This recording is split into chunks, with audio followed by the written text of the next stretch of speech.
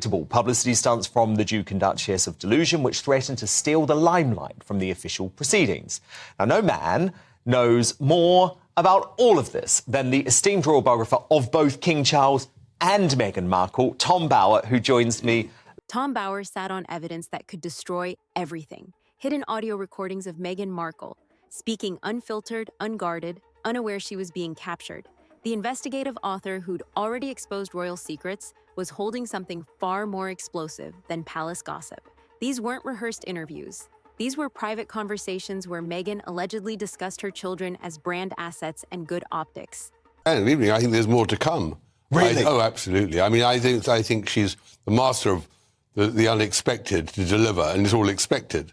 So I'm sure that when Harry is here, or just before he arrives, something else will come out of California. If these tapes surface, Prince Harry's carefully constructed new life collapses within days. Not because of what Meghan said, because of what Harry didn't say when she said it. The man who left everything to protect his family may have been in the room, silent, while his wife planned their commodification. It'll overshadow what the coronation is meant to be about, and not meant to be about her. And our own Phil Dampier early in the show tonight revealing news that Harry has threatened that if Tom Bower doesn't deal in rumors. The biographer who'd written unauthorized exposés of both King Charles and Meghan Markle had built his reputation on documented facts. His previous books featured corroborated timelines, verified interviews, paper trails that made legal challenges nearly impossible. When Bower claimed to have something, he had something. That he didn't want to come. I've always said on the programme I didn't think they would come at all. I didn't think he would come, and I think he's looking for an excuse not to come, because I think quite clearly he has been put back into the guest list area of the Abbey rather than at the front. And I suspect he'll look for an excuse. The alleged recordings reportedly came from off-the-record conversations Meghan had with Hollywood and media insiders, private dinners in Montecito, phone calls about Netflix deals, whispered side conversations at industry events. These weren't formal interviews with palace backdrops and rehearsed answers. These were unguarded moments where Meghan believed she was speaking to trusted allies. Someone in that circle had broken confidence. Someone had recorded what was never meant to be recorded. Our view, but it's not theirs. They need the money, and they need it now more than ever because they've got no other source of income. So I think they're just stuck with the devil now. They're tied to Netflix, they're tied to their book, and all the criticism they're going to take means nothing. And what they captured was devastating. According to sources who claim to have heard the recordings, Meghan spoke in transactional terms about everything. Who could help them get better press? Which partnerships were worth investing in? Which contacts had outlived their value? The polished perfectionist who preached authenticity allegedly revealed herself as someone who viewed relationships as chess pieces. But the most damaging content wasn't about business strategy. It was about Archie and Lilibet. Because that's the only way they can earn their money. Very interesting, actually. I don't know if you saw this from Tina Brown, who was, of course, one of the last people to see Diana before her death. She said the Duke and the Duchess are... The phrase rented kids had haunted the Sussexes for years. Internet conspiracy theorists had pushed wild claims that the children weren't real, that public appearances were staged with borrowed babies. Harry and Meghan's defenders had dismissed these as vile attacks. But according to those who claimed knowledge of the tapes, Meghan herself had used similar language, not about literal rentals, about how bringing the children into specific media moments was good optics and brand strengthening. This was at the Henley Literary Festival, and she branded the couple D-list celebrities and said in Montecito their $14 million mansion is a humble cottage compared to what these other people have. And she added, at some point it might be more than a new house she's looking for. Elon Musk is still single. That's all I have to say. So do you agree with Tina Brown that there is... The distinction wouldn't matter to the public. Once people believed you viewed your own children as PR props, sympathy evaporated instantly. Even more damaging was Harry's alleged presence during these conversations. Reports suggested he was there for at least some discussions, either in the room or on speakerphone. His silence, his quiet chuckles, even his absence during key moments would be dissected ruthlessly if the tapes went public. The prince who'd built his entire rebrand on protecting his family from exploitation might be exposed as complicit in their commodification. Behind what Meghan does, obviously you've written this book, Revenge, about her so recently, of course. Well, of course, that has always been her motive. She's money obsessed and always has been. And that is why she married Prince Harry. A great surprise and disappointment was to discover that Prince Harry had very little money. She imagined he'd be worth hundreds of millions, if not billions. The timing of these potential revelations couldn't be worse. The Sussexes had already lost their Spotify deal. Netflix was reportedly unhappy with their output. Their Archewell Foundation faced questions about impact and spending. Corporate sponsors had grown cautious after multiple PR crises. The couple who'd left royal life for financial independence were running out of revenue streams. These tapes could turn cautious distance into complete abandonment. And she's having to make up for it now. And that's why I think, I think Tina is a great journalist, and perhaps she has inside information. I don't see how the Sussexes can give up both the Netflix and the book deal. They won't be living in a Montecito cottage, be more likely living somewhere in downtown LA, in a little hovel. That's their problem. They're stuck now. Tom Bower had been watching the Sussexes' trajectory for years. In his book, Revenge, he documented Meghan's alleged obsession with money and status. He'd written that she'd married Harry expecting him to be worth hundreds of millions, only to discover the prince had relatively modest wealth. Now, according to publishing insiders, Bower was preparing something that would make his previous revelations look tame. The truth is about them that the only way I can conceive of Harry getting out of it now is if Charles would bail him out. Somehow he'd have to pay off Netflix, he'd have to pay off Random House's publishers. It would cost millions of dollars or pounds. But Harry might give that to him in return for a... The author had reportedly spent months verifying the authenticity of the recordings, cross-referencing dates and locations, confirming who was present, building the legal framework to release them without fear of lawsuits. This wasn't going to be gossip or speculation. This would be evidence. Signed agreement never to knock the royal family again. That's the only thing I can imagine would actually end this confrontation. But I can't see Meghan signing that deal.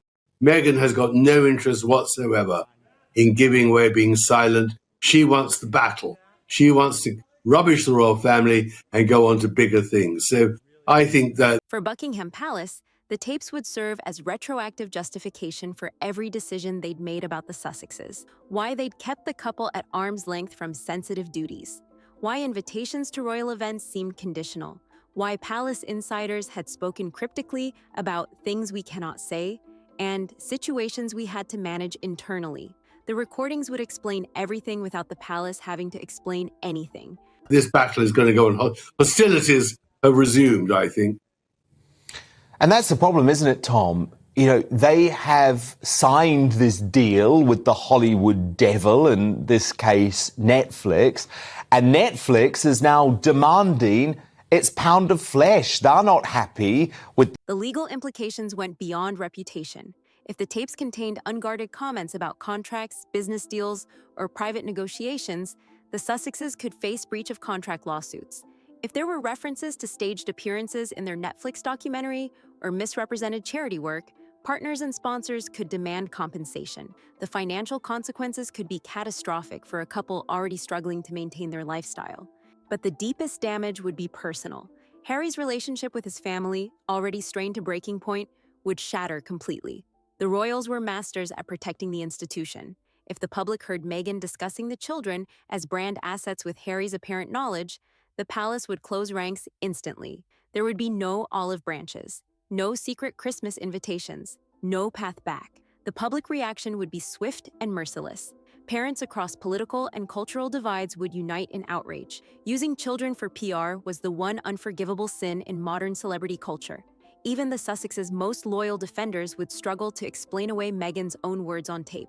The narrative would flip overnight from protecting our family to exploiting our children. Harry's entire post-royal identity rested on being the good father who'd escaped a cold institution, the devoted husband who'd chosen love over duty, the protective parent who'd fled to give his children normal lives. If the tapes showed him sitting silently while his wife discussed turning their children into content, that identity would evaporate.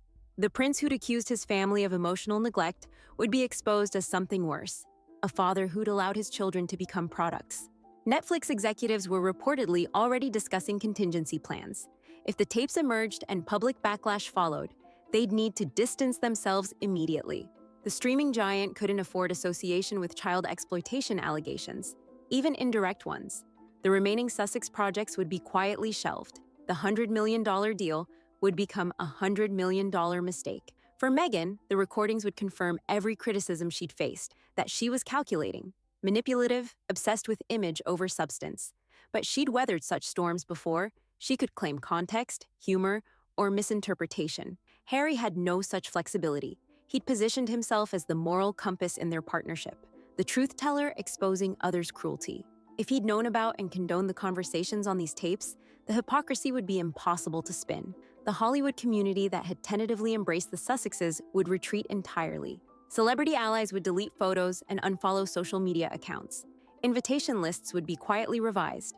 The phone would stop ringing. In an industry built on relationships and reputation, the Sussexes would become untouchable.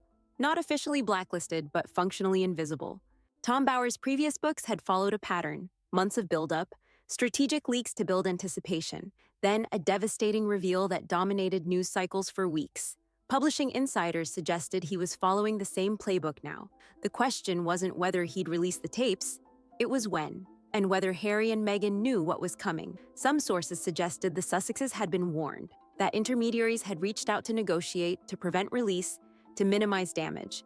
But Bower had reportedly refused all overtures. He had his evidence, he had his legal protection, he had his story, and he was going to tell it. The cruel irony was that Harry and Meghan had created the perfect conditions for their own exposure. By monetizing their royal connections, they'd made themselves newsworthy. By claiming victim status, they'd invited scrutiny. By preaching transparency while practicing control, they'd made hypocrisy their vulnerability. The tapes, if they existed, were just the inevitable consequence of living double lives in public. 6 months from now, if Bower releases what he claims to have, the Sussex saga enters its final act, not with reconciliation or redemption, but with complete collapse. Harry would find himself truly alone, estranged from his family, abandoned by Hollywood, distrusted by the public. The prince who'd given up everything for love would discover that love couldn't survive the weight of exposed lies. Meghan might reinvent herself again. She'd done it before, from actress to royal to victim to entrepreneur. But Harry had only ever been one thing: a prince. Without that identity, without public trust, without family connections, who was he? A middle-aged man in Montecito with a famous name and an infamous reputation, the ghost of what privilege looks like when it's squandered. The tapes would become teaching moments in PR classes, case studies in crisis management, cautionary tales about the dangers of living dual narratives in the digital age. Future celebrities would learn from the Sussex collapse. Never assume privacy in professional settings. Never discuss your children in transactional terms. Never let anyone record you being yourself if yourself contradicts your brand. But the real lesson would be simpler. In the age of documentation, where every conversation could be captured and every private moment could go public, authenticity wasn't just a marketing strategy. It was survival. The Sussexes had sold authenticity while practicing calculation. They'd preached transparency while demanding control. They'd claimed to protect their children while allegedly discussing them as assets. Tom Bower knew all of this. He'd studied the contradictions, documented the discrepancies, collected the evidence. Now he held the power to expose it all, not through analysis or opinion, but through Meghan's own voice, Harry's own silence. Their own words turned against them. The palace would say nothing, as they always did. But this time, silence would sound like vindication. Every decision they'd made, every boundary they'd set, every distance they'd maintained would be justified by voices on a tape. The institution that Harry had called cold and calculating would be proven right by recordings of his own wife being exactly that. The question that haunts this entire saga isn't whether the tapes exist. Tom Bower's reputation suggests they do. The question is whether Harry knew he was building his new life on a foundation of recorded lies. Did he know about the recordings? Did he know Meghan's private conversations were being captured? Did he know that somewhere, someone had evidence that could destroy everything? Or was he, as he'd always claimed to be, just another victim? Not of the palace this time, not of the press, but of his own choices, his own blindness, his own desperate need to believe that leaving everything behind would somehow set him free. The tapes, if they surface, won't just end careers or destroy reputations. They'll answer the question that's haunted the Sussex story from the beginning. Were Harry and Meghan victims of a cruel system, or architects of their own downfall? Were they protecting their family or performing it? Tom Bauer claims to have the answer, and it's apparently Meghan's own voice providing it.